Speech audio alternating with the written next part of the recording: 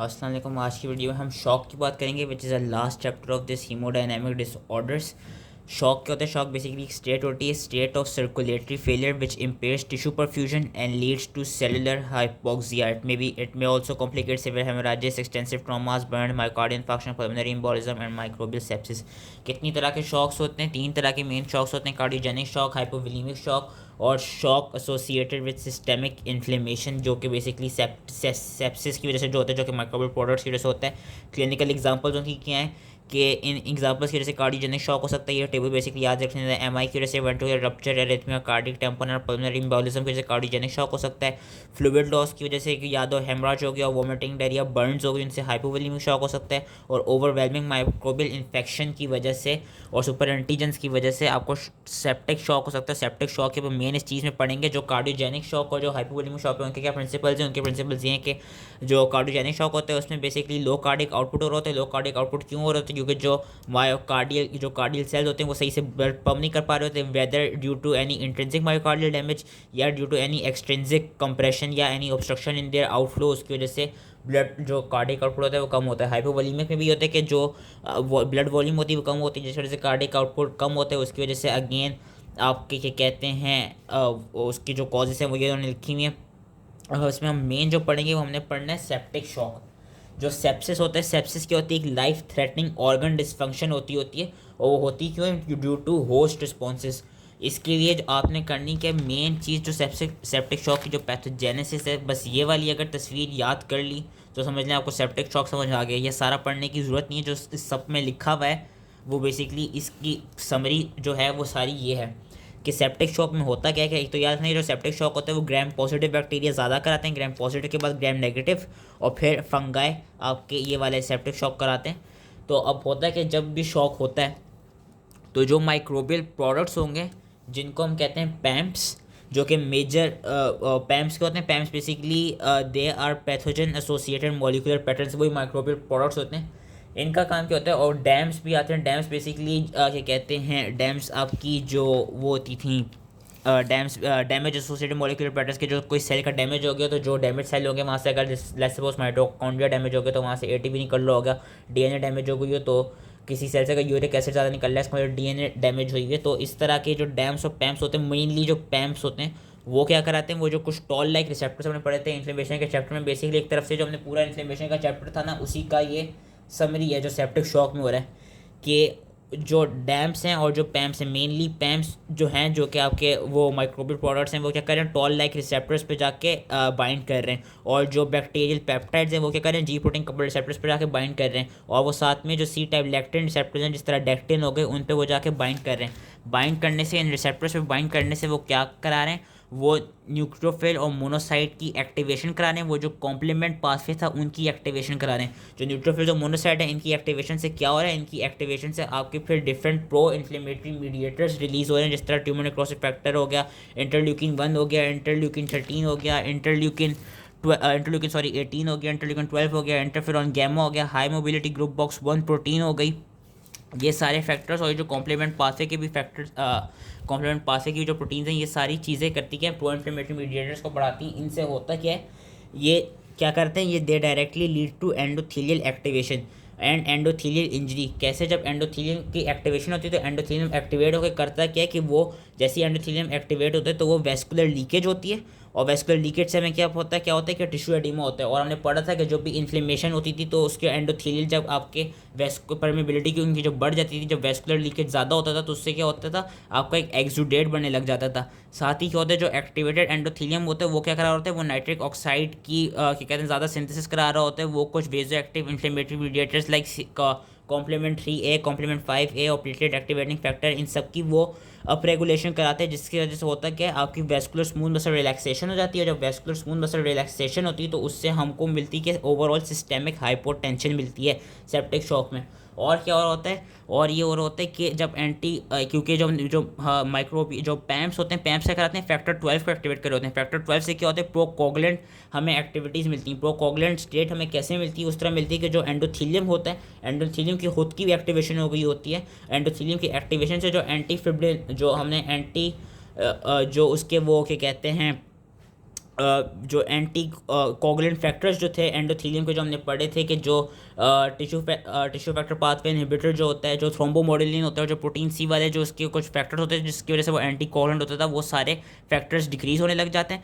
Virus क्या होता है, जो एंटी फिब्रिनोलिटिक पार्ट होता है कि जो बेसिकली प्लाज्मिनोजन एक्टिवेटर इनहिबिटर होते हैं, वो ज़्यादा से ज़्यादा इंक्रीज़ कर रहे होते हैं, और टिश्यू फैक्टर आपका ज़्यादा से ज़्यादा इंक्रीज़ कर रहे होते हैं। जो बेसिकली जितने भी ये प्रो इन्फ्लेमेटरी साइटोकाइंस कराते हैं, ये करते क्या है, ये टिश्यू फैक्टर की प्रोडक्शन को थ्रू मोनोसाइट्स इंक्रीज़ कर देते हैं and also through endothelial cells increase कर देते हैं। इस सब से होता क्या है, इस सब से आपकी बॉडी में ओवरऑल माइक्रोवेस्कुलर थ्रोम्बोसिस होने लग जाते हैं। माइक्रोवेस्कुलर थ्रोम्बोसिस और किस लिए होते हैं, क्योंकि जब वेस्कुलर लीकेज हो रही है, परमिबिलिटी बढ़ी हुई है, डिक्रीज परफ्यूजन हो रही है, तो हो क्या है, स्टेसिस की कंडीशन आ रही है। स्टेसिस की कंडीशन से क्या हो रहा है कि वो जो ब्लड क्लॉट्स जो बर्न है, blood clots easily wash out नहीं पा रहे, और उस इनके इजीली वॉश आउट ना होने की वजह से भी आपकी हो क्या रही है, माइक्रोवेस्कुलर में थ्रोम्बोसिस हो रही है। जब ज़्यादा से ज़्यादा थ्रोम्बोसिस होगी तो थ्रोम्बोसिस से होगा क्या, आपकी थ्रोम्बोसिस से ये होगा कि जो टिश्यू की जो टिश्यू परफ्यूजन होगी वो डिक्रीज हो जाएगी और टिश्यू स्कीमिया बढ़ेगा। टिश्यू स्कीमिया से ओवरऑल होगा कि मल्टी ऑर्गन फेलियर होगा। जब वेसोडाइलेशन होगी, इंक्रीज परमेबिलिटी होगी, डिक्रीज परफ्यूजन होगी, तो उससे भी क्या होगा, मल्टी ऑर्गन फेलियर होगा। और जो इसमें एक और चीज़ देखी जाती है कि जो सेप्टिक शॉक के पेशेंट होते हैं वो हाइपर इन्फ्लेमेटरी की, वो ये हाइपर इन्फ्लेमेटरी स्टेट है, सारे इन्फ्लेमेटरी मीडिएटर्स बड़े हैं जिनकी वजह से ये सारे हमको इन्फ्लेमेशन के क्या कहते हैं चीज़ें मिल रही हैं। और होता है क्या, जो सेप्टिक शॉक के पेशेंट होते हैं वो हाइपर इन्फ्लेमेटरी और इम्यूनोसप्रेसिव फेज़ में वो क्या कहते हैं एक तरफ से ऑसिलेट करते रहते हैं। क्यों, क्योंकि होता क्या है, जो साइटोकाइंस होते हैं, एक तो वो interleukin 6, interleukin 8, nitric oxide, reactive oxygen species, इनकी भी वो बढ़ा रहे हैं, कॉन्सेंट्रेशन बढ़ा रहे हैं। दूसरा वो कुछ एंटी इन्फ्लेमेटरी मीडिएटर्स की भी प्रोडक्शन बढ़ाते हैं, जिस तरह सोल्यूबल टीएनएफ रिसेप्टर हो गया, इंटरल्यूकिन 1 रिसेप्टर एंटागनिस्ट हो गया, इंटरल्यूकिन 10 हो गया। इनके थ्रू आपके इम्यूनो सप्रेशन मिल रही होगी कि जो इम्यून सिस्टम होता है वो आपका सप्रेस हो रहा होता है, ये एंटी इन्फ्लेमेटरी स्टेट हो रही होती। तो बेसिकली हो क्या रहा होता है कि ये दोनों चीज़ें आपस में एक साथ चल रही होती हैं। लेकिन मेनली क्या हो रहा होता है, मेनली फिर ये जो इन्फ्लेमेटरी पाथवेज थे वो सबसे ज़्यादा रिलीज़ हुए होते हैं, प्रो कोगुलेंट पाथवेज भी इंक्रीज हुए होते हैं, जिसकी वजह से ओवरऑल मल्टी ऑर्गन फेलियर हो रहा होता है। और जो मेटाबॉलिक एबनॉर्मैलिटीज़ देखी जाती है, मेटाबॉलिक एबनॉर्मैलिटीज़ ये देखी जाती हैं कि जो साइटोकाइंस होते हैं, जिस तरह ट्यूमर नेक्रोसिस फैक्टर हो गई, इंटरल्यूकिन 1 हो गई, और जब आपकी बॉडी सेप्टिक शॉक के केस में जो कुछ स्ट्रेस इंड्यूस्ड हार्मोन्स रिलीज हो रहे होते हैं, जिस तरह ग्लूकागॉन, ग्रोथ हार्मोन, ग्लूकोकॉर्टिकॉइड्स, वो सब क्या कराते हैं, वो ग्लूकोनियोजेनेसिस को बढ़ा रहे होते हैं और इंसुलिन की रेजिस्टेंस को प्रमोट कर रहे होते हैं, जिसकी वजह से आपकी बॉडी में हाइपरग्लाइसीमिया देखा जाता है। और आपकी बॉडी में क्या देखा जाता है, ओवरऑल बाद में क्या होता है, बाद में ऑर्गन डिस्फंक्शन हो जाता है। वो ऑर्गन डिस्फंक्शन क्यों होता है, क्योंकि सिस्टेमिक हाइपोटेंशन है। सिस्टेमिक हाइपोटेंशन इसलिए हुई कि जो एंडोथेलियम है वो नाइट्रिक ऑक्साइड को ज़्यादा रिलीज़ कर रहा है, वेजोएक्टिव इन्फ्लेमेटरी मीडिएटर्स को रिलीज़ कर रहा है। इंटरस्टिशियल एडिमा हो जाता है। इंटरस्टिशियल एडिमा क्यों होता है, क्योंकि परमेबिलिटी बढ़ चुकी होती है जब एंडोथेलियल एक्टिवेशन होती है। माइक्रोवेस्कुलर डिस्फंक्शन होती है। माइक्रोवेस्कुलर डिस्फंक्शन क्यों हो रही है, क्योंकि जो माइक्रोवेसल्स हैं उनमें थ्रोम्बोसिस हो रहा है। और क्या हो रही होती है, क्या कहते हैं, इन सारी चीज़ों से होता है क्या कि they all decrease the delivery of oxygen and nutrients to tissues, जिसकी वजह से द टिश्यूज़ होते हैं वो they go on to hypoxic state. Hypoxic state से होता क्या है कि जब हाइपोक्सिया हो जाएगा, जब ऑक्सीडेटिव स्ट्रेस हो जाएगा, तो जो माइटोकॉन्ड्रिया होगा, जो हमने सेल इंजरीज के डिफरेंट पाथवेज पढ़े थे, माइटोकॉन्ड्रियल डैमेज हो जाएगा। माइटोकॉन्ड्रियल डैमेज की वजह से क्या होगा, आपकी ओवरऑल सेल डेथ हो जाएगी। दूसरा जो साइटोकाइंस होते हैं, जो इन्फ्लेमेटरी मीडिएटर्स होते हैं, वो क्या कराते हैं, मायोकार्डियल कॉन्ट्रैक्टिलिटी को डिमिनिश करते हैं, कार्डिक आउटपुट को डिमिनिश करते हैं, वेस्कुलर परमेबिलिटी को इंक्रीज कर रहे होते हैं, और एंडोथेलियल इंजरी को भी फर्दर इंक्रीज कर रहे होते हैं, जिसकी वजह से एक्यूट रेस्पिरेटरी डिस्ट्रेस सिंड्रोम हो जाता है। और एंड रिजल्ट यही होती है कि मल्टीपल ऑर्गन फेलियर इसमें हो जाता है। ये बेसिकली इसकी क्या कहते हैं, इसका मेन जो स्टोरी थी, ये इसी से हमने क्या कहते हैं याद करनी कि इन सारे कंडीशंस की वजह से क्या हो रहा है कि आपकी बॉडी एक हाइपर इन्फ्लेमेटरी स्टेट में गई है और साथ में इम्यूनोसप्रेसिव स्टेट में भी जा रही है, जिसकी वजह से आपको मल्टी ऑर्गन फेलियर हो रहा है। ये सारे शॉक के कैरेक्टरिस्टिक्स थे।